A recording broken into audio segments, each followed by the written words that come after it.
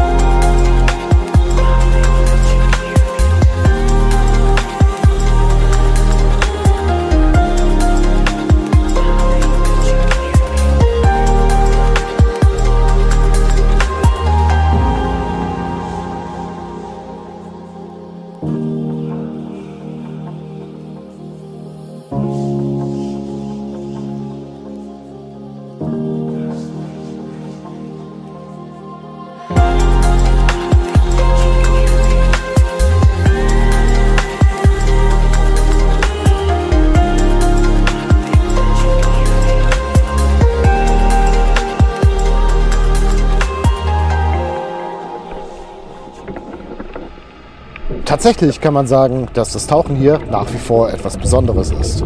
Halt komplett anders. Denn was die Fauna hier angeht, bin ich ja schon sehr vom Roten Meer geprägt. Und so sehe ich hier jedes Mal etwas Neues. Einen Mantis Shrimp zum Beispiel habe ich vorher noch nie gesehen. Hier hatte ich direkt mehrere auf nur einem Dive. Auch scheint das hier ein Paradies für Newly Branches und anderes Makrogetier zu sein. Ansonsten eben viele andere Tiere und Arten, die ich sonst so alltäglich nicht zu Gesicht bekomme. Ja, Freunde, das war's vom Tauchen in Amed. Und auch wenn ich hier nur ein paar Tauchgänge machen konnte, so würde ich wohl sagen, hat es sich doch schon gelohnt. Und zum Abschluss des Ganzen steht heute sogar noch ein Night Dive an. Also damit Lampen an und bis zum nächsten Mal.